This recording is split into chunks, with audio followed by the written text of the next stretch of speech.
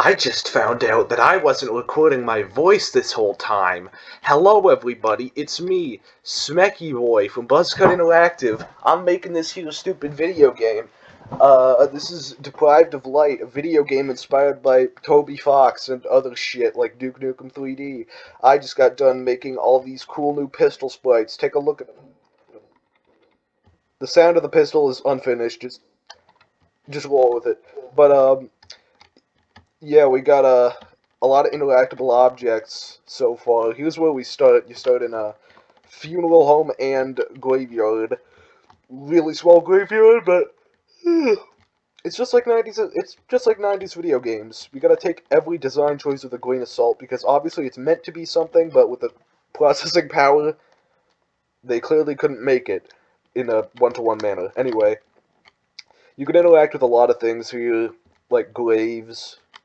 And our little guy here, Thomas Riskin, our first protagonist, will make a comment on it. Hey, this isn't a grave, it's just an oddly shaped boulder. Never mind. You can see it clearly has an unearthed corpse right there. So, there's some papers on the ground and stuff, bricks. Something crashed through the wall there. Close enough. Welcome back, Canada's worst driver. Shout out if you get that. Crossing grave with Riskin. I dug this grave. I don't need it yet. You've all seen that. I make sure to activate it in basically every, devlog before this one. You'll find out why he doesn't like to think about that grave and why there's a picture on that grave if you play the full game. But I'm not going to specify because it's a secret for now. And as you can see, we have a totally new skybox. I didn't comment on that in the previous one because I wasn't talking in the previous one, but it's animated. It's got little stars. If you look close enough, you can see that there's some stuff like flying around in it. That's funnily enough the main villain. Funnily enough, the main villain of this game. You never really fight. I don't want to spoil too much, but it's not. It's a formless villain. It's kind of like just evil incarnate. It's just sapping the earth of its resources because it's already sapped the sun of its sunness. But and here's some of the supporting villains. These are the Rothausers. These guys right here. Oh jeez. Oh gosh. Not easy to deal with. Get the hell out of the way. If you're wondering why they don't have an attack animation or anything like that, that's because they don't need to have one, because their literal attack is being too close to them will cause you to inhale, like, mold spores in lore. And, yeah, that'll get in your lungs and fuck you up. But gladly, our boy here, Thomas Riskin, is a chronic smoker. So by smoking, you can expunge the evil from your lungs. So now here we are leaving the fucking gates of... I'm trying to commentate, you prick. So here we are leaving the gates of perdition, graveyard and funeral home, etc., etc. You get it. You can see some fucked up burning buildings in the background over here. Uh, there's a lot of freight cars around if you're wondering why. There's a little reason for all the freight cars. Now listen, you don't gotta kill all the Rothausers. I just like to do it because I hate them.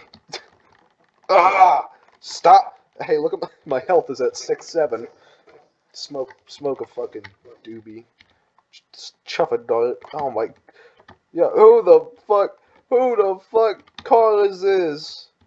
Who did this? I know who did it because I placed it there. I'm developing this game. Anyway, here's a very, very interesting little building. I wonder what's in it. More Rothausers. Fucking great. It's real nice, ain't it? But see, thankfully, they are bound to this fucking house area because they're too stupid to leave. They're dumboxes. They have no depth perception. There's me again, but dead. You can see because it has an ugly face. Anyway, here's a fully drawn custom sprite of a familiar dead character, who seems to have torn their own heart out. Lip and rest. We'll miss you, buddy. By the way, funny little fact here. This texture is a PNG of my buddy Slug. I edited it to look like John Powerslave. Anyway, so this little door right here wasn't here in a few previous versions of the game. Let's see what happens when we walk through it. If you've watched the Babby's first cutscene video, you probably already know, but I added some new... I revised the text to make it more readable. Allow me to swing the door open to see a creature calling in. The man who killed the creature steps out from the shadows, speaks to you. My name's Murtaugh, nice to see another fellow smart enough to yada yada, etc. Looking for a man named Winchmeyer. Hasn't broadcasted for a few days. One of the New Orlandians who lives underground. My fleet car's entrance to New Orlando has been blocked for a while since detonations. So there's your lore reason for all the freight cars. They lead underground, but hold on. You can read these, but you're gonna have to mute my ugly fucking mug. Anyway, we're gonna look for a guy named Fletcher. Fletcher is a character who supposedly has a way to cut through the rubble and shit that blocks off all of the entrances to New Orlando now that all of them have been detonated and closed off due to New Orlandians not wanting to have an attack from the evil ass fucked up bad guys. And now we have another guy on our team. Murtaugh has joined our party and we can press 2 to swap to him during gameplay. And as you can see, we have a new little HUD face there. And now we have a shotgun. This is the Yanusite Arms, spelled Janusite, Yanusite Arms, model 1806. It is also known as the Bearman shotgun in lore. This is a fictional shotgun, not real. Couldn't tell. Same with Wiskin's pistol. I just refer to it as Wiskin gun, but it is in lore called a V&W 2008 Model 523. So, that's just a fun little fact. Let's save the game here. And basically, that's all we have so far. This is, from this point forward, it's unfinished. So, other than that, I'm thinking this is shaping pretty well together. So, there's one more character you'll be able to pick up on the way. I